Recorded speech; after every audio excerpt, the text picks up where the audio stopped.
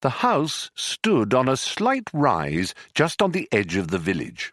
It stood on its own and looked out over a broad spread of West Country farmland. Not a remarkable house by any means.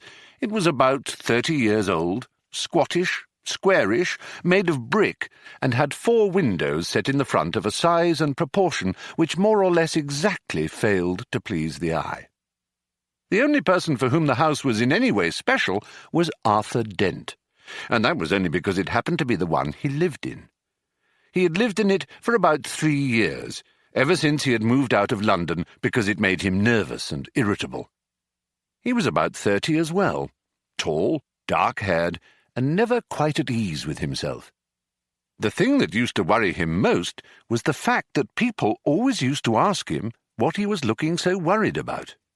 He worked in local radio, which he always used to tell his friends was a lot more interesting than they probably thought.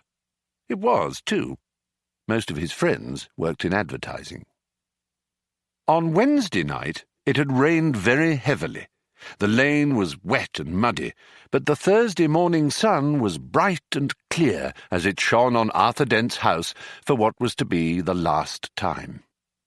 It hadn't properly registered yet with Arthur that the council wanted to knock it down and build a bypass instead.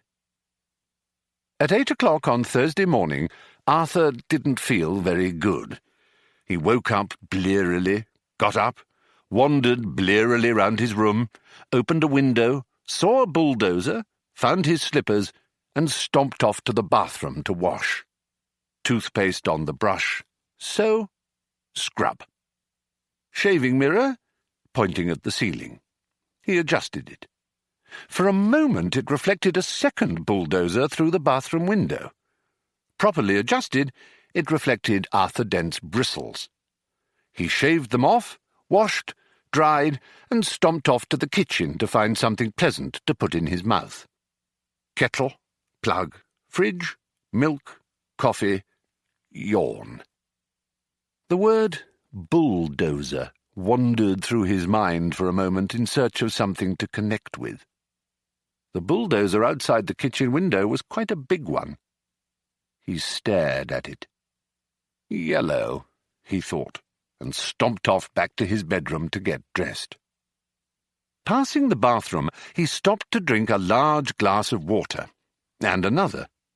He began to suspect that he was hungover. Why was he hungover? Had he been drinking the night before? He supposed that he must have been. He caught a glint in the shaving mirror.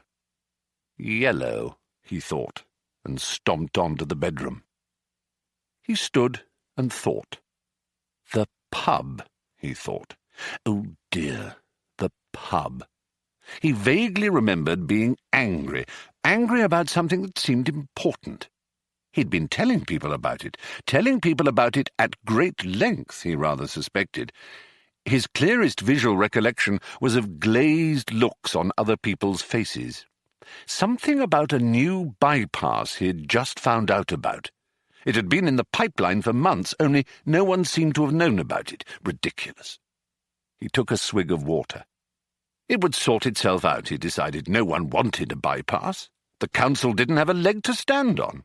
It would sort itself out. God, what a terrible hangover it had earned him, though.